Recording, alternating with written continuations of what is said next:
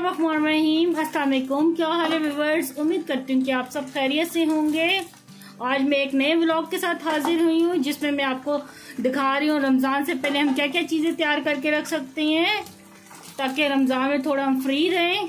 तो चलिए देखिए मेरा व्लॉग कि मैं ये चीज़ें कैसे तैयार कर रही हूँ और किस लिए तैयार कर रही हूँ। और यहाँ पे देखिए बाजार से मैंने छोलियाँ मंगवा लिया है, तो इसको भी मैं साफ़ करके रख रही हूँ क्योंकि आगे से रमज़ान शुरू हो जाना है। तो रमज़ान में ये साफ़ नहीं किया जाएगा, ज़रा मुश्किल हो जाता है क्योंकि रमज़ान में थोड़ी टफ रूटीन होती है, तो इस वजह से ये मैं भी साफ़ करके रखूँगी।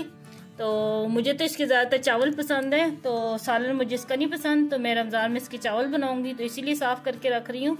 और वैसे भी ये छोलिए का सीज़न ऑफ होने लगा है, तो इसीलिए फिर मैंने ये मंगवा लिया था ताकि मैं स्टोर करके भी रख दूँ फ्रिज में।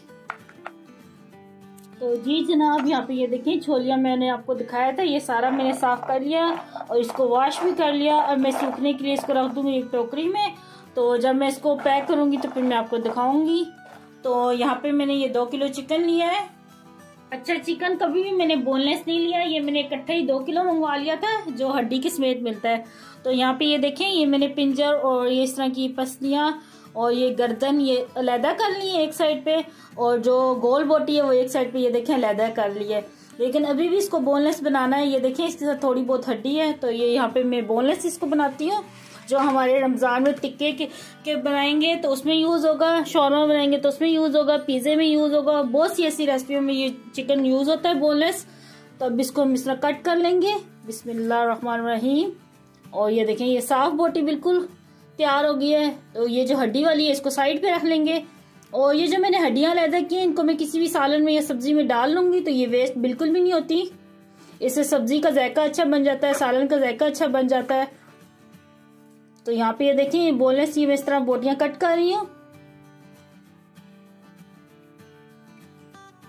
तो लें जी, ये सारा बोनलेस मैंने गोश्त अलहदा कर लिया। ये देखिए कितने छोटे छोटे मैंने क्यूब्स में कट कर लिया है। और ये इंशाल्लाह रमज़ान में मैं इसके साथ बनाऊंगी शौरमा और पिज़्ज़ा, तो और भी बहुत सी चीज़ें इसमें बन सकती हैं। ये मैक्रोनी में भी डाला जा सकता है। तो यहाँ पे ये देखिए मैंने हड्डियाँ अलहदा कर ली थी, तो ये हड्डियों को भी नहीं वेस्ट करूंगी, ये किसी सब्जी वगैरह में डाल जाएगी, ये चावल बनाती हूँ उसमें डाल जाएगी। वैसे तो अगर आप किसी सब्जी में ये चावल में नहीं डाल सकते तो आप इसको ऐसा करें, मैदा वगैरह लगा के, जिस तरह हम विंग्स नहीं फ्राई करते। ये देखिए ये भी जो मैंने आपको बताया था, ये विंग्स और ये गर्दनें वगैरह मैंने अलहदा कर लिए हैं। तो मेरा दिल तो यही कर रहा है कि इनको मैदा और जैसे मसाले टिक्का मसाला वगैरह लगा के विंग्स फ्राई करते हैं ना, क्रिस्पी विंग्स, तो वैसे फ्राई कर लूँ। तो लेकिन अभी मेरे पास टाइम नहीं फ्राई करने का, तो मैं इसको ऐसे ही रखूंगी। तो यहाँ पे मेरे पास 1 खाने का चम्मच चॉप किया अदरक और लहसुन है, ये डालेंगे। आप पेस्ट भी डाल सकते हैं, तो मैंने ये चॉप करके रखा था इसलिए ये डाल रही हूँ। तो यहाँ पे मेरे पास ये दही है, तकरीबन 5 खाने के चम्मच हम दही के डालेंगे।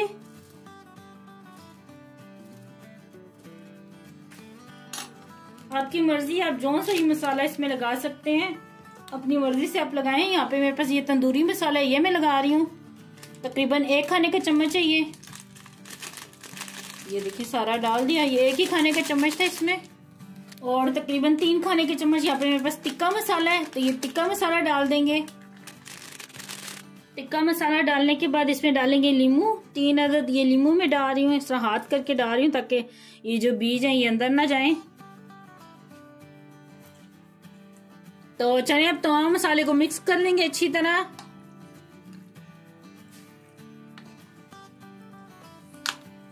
इसमें खाली मैंने तंदूरी मसाला और टिक्का मसाला डाला है, अपने पास से कोई नमक या मिर्च नहीं डाली क्योंकि नमक इसमें ऑलरेडी होता है। तो जब मैं कोई चीज़ बनाऊंगी तो उस टाइम मैं चख लूंगी, अगर मुझे कम लगा तो उस टाइम मैं एडजस्ट कर लूंगी, क्योंकि ये जो टिक्का मसाला तंदूरी मसाला होता है ना, इसमें ऑलरेडी नमक बहुत तेज होता है, तो इसलिए मैं नमक नहीं भी डालती तो ये पूरा होता है नमक ना चिकन में। अच्छा, यहाँ पे मैंने मिक्स कर लिया था, लेकिन मुझे इसका अच्छा सा कलर चाहिए था, तो इसमें थोड़ा सा मैं येलो कलर डालूंगी, येलो फूड कलर, तकरीबन ये 2 चुटकी के जितना है। इससे ना कलर बहुत अच्छा आ जाता है। और तकरीबन 2 खाने के चम्मच इसमें ऑयल के डालेंगे। और अब हाथ से मैं इसको जल्दी से मिक्स कर लूंगी, क्योंकि हमारे यहाँ लाइट का भी बहुत इशू है, तो लाइट जाने वाली है। तो लाइट जाने से पहले पहले मैंने कहा मैं आपको दिखा दूं क्योंकि फिर इसको मैरिनेट करने के लिए मैंने रखना है तकरीबन 2 घंटे के लिए। तो चने जी अच्छी तरह मिक्स कर लिया। अब इसको मैरिनेट करने के लिए मैंने आपको बताया था कि 2 घंटे के लिए रखेंगे। तो अब 2 घंटे बाद मैं आपको दिखाती हूँ। तो ले जी, यहाँ पे मैं प्याज को कद्दूकश कर रही हूँ। आप हाथ से भी काट सकते हैं, लेकिन मैं कद्दूकश कर रही हूँ क्योंकि जल्दी हो जाएगा। और तो फिर इस प्याज को ही फ्राई करते हैं।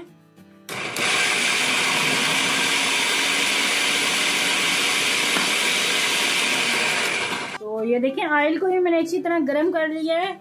तो ये अच्छा खासा ऑयल मैंने लिया है फ्राई करने के लिए प्याज। और अब ये प्याज इसमें डाल लेंगे।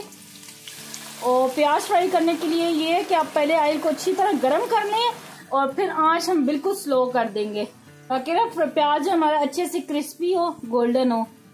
क्योंकि तेज आंच पे जो प्याज है वो क्रिस्पी नहीं होता, ना ही गोल्डन अच्छे से होता है, वो काला हो जाता है। और ये देखें, अच्छी तरह मिक्स कर लेंगे।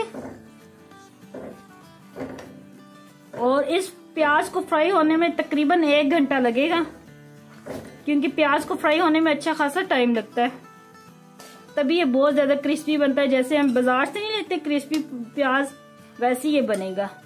तो चले, एक तरफ हमारा प्याज फ्राई हो रहा है, दूसरी तरफ हमने ऑयल दोबारा एक कढ़ाई में रखा है। और यहाँ पे मैंने लिया ये 1 किलो चिकन। और ये मैं रमजान के लिए मंगवा के रखती हूँ चिकन, और वैसे भी आम दिनों में भी घर में मंगवा के रखती हूँ, लेकिन चिकन को मैं फ्राई कर लेती होती हूँ ताकि जब फ्रीज करूँ तो खून की स्मेल ना आए। और जब मुझे पकाना हो तो आराम से किसी भी सब्जी में या सालन में मैं डाल सकती हूँ।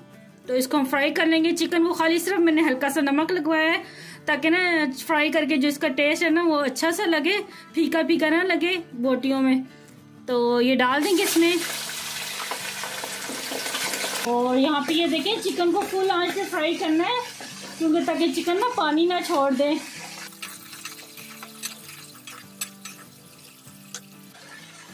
तो ले जी, चिकन भी फ्राई हो रहा है, साथ ही प्याज भी फ्राई हो रहा है। एक तो चिकन इस तरह फ्रीज करके आसानी से निकल आता है, वरना वो जो कच्चा चिकन हम रखते हैं इसको खोलना ही बहुत मुश्किल होता है। तो अगर अचानक से रमज़ान में कोई चीज़ बनानी हो या किसी सब्जी में डालना हो, सालन में डालना हो, तो आप आराम से फ्राई किया गोश्त निकालें फ्रिज से और उसमें डाल दें। और ये देखिए, मैं दूसरी साइड पे दिखाती हूँ जो प्याज फ्राई हो रहा है। ये देखें, प्याज भी काफ़ी हद तक ये देखें बैठ चुका है। साथ के साथ मैं चम्मच हिलाती जा रही हूँ। और तो ले जी जनाब, यहाँ पे ये चिकन फ्राई हो गया है और इसको हम निकाल लेंगे।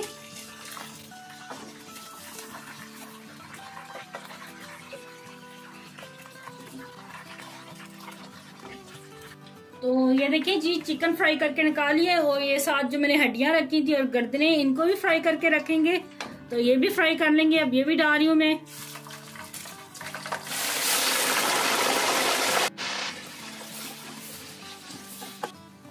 तो चले, यहाँ पे ये जो गर्दनें और हड्डियां डाली थी ये भी फ्राई हो गई हैं, इनको भी निकाल लेंगे। और इनको ही मैंने हल्का सा नमक लगाया था ताकि फ्लेवर अच्छा से आए।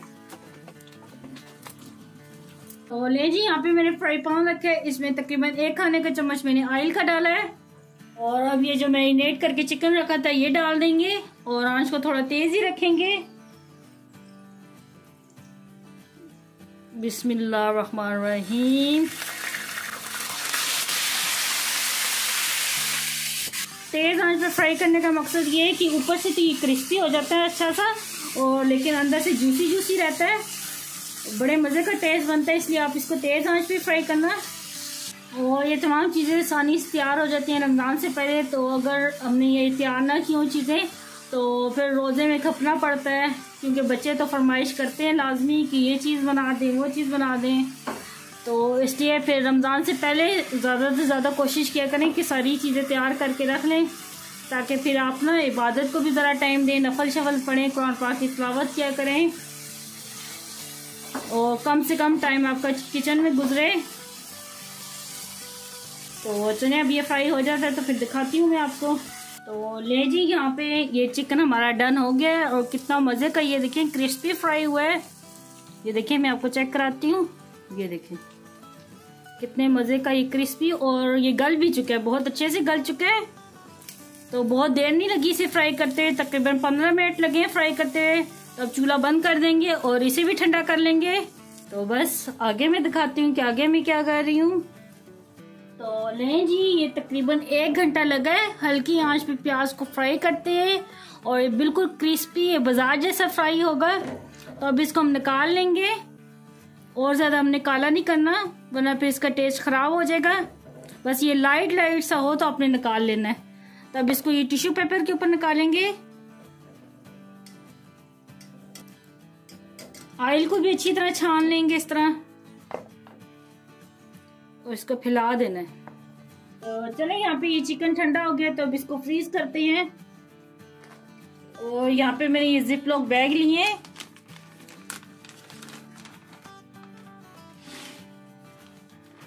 आप आम शॉपर में भी पैक कर सकते हैं।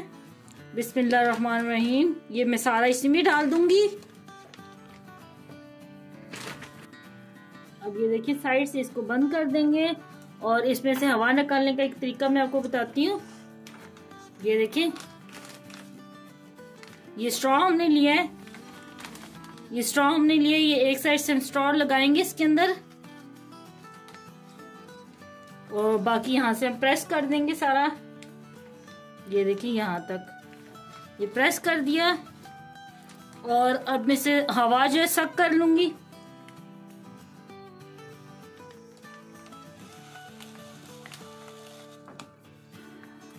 ये देखिए, इसके अंदर हवा बिल्कुल भी नहीं रहने देनी, क्योंकि फिर अगर हवा रहेगी तो बर्फ ज्यादा जमेगी। तो बिल्कुल इसमें से हवा निकाल देनी है।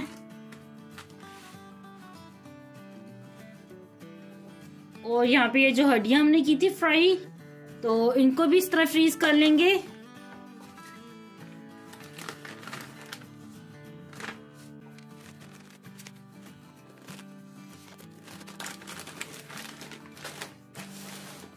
और यहाँ पे ये देखिए, ये छोलिया भी अच्छी तरह खुश्क हो गया था, इसको भी हम फ्रीज कर लेंगे इसी बैग में डाल के।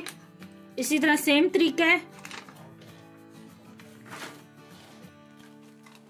और ये देखिए जी, इसको भी पैक कर लिया मैंने और इसको भी इस तरह साइड पे रखेंगे।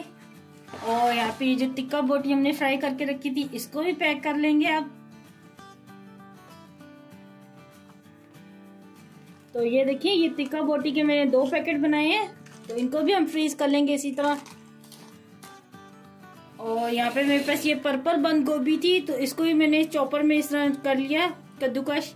तो अब इसको भी फ्रीज करेंगे। और इन सब जो वेजिटेबल और ये चीजों को मैं फ्रीज कर रही हूँ, उनमें पानी बिल्कुल भी नहीं होना चाहिए। इसमें भी इस टाइम पानी बिल्कुल भी नहीं, खुश्क है ये। तो ले जी, यहाँ पे मैंने ये हवा इसकी भी निकाल दी है बिल्कुल, ताकि इसमें बर्फ ना जमे। तो ये पैकेट हमारे बन गए हैं, तो अब इनको हम फ्रीज कर लेते हैं। तो लें जनाब, यहाँ पे प्याज भी हमारा अच्छे से ठंडा हो गया और बहुत ही ये देखिए क्रिस्पी बना है प्याज।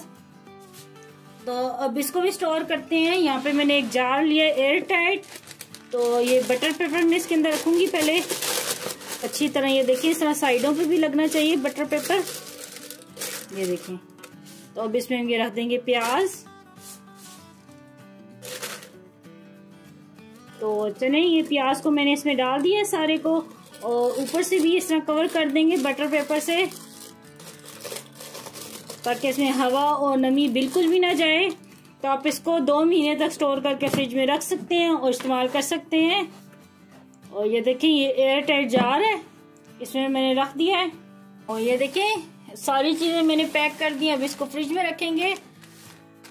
तो चले, आज के व्लॉग का यहाँ पे एंड करते हैं। तो आप लोग मुझे बताना कि आपको ये मेरी टिप्स और ट्रिक्स कैसी लगी।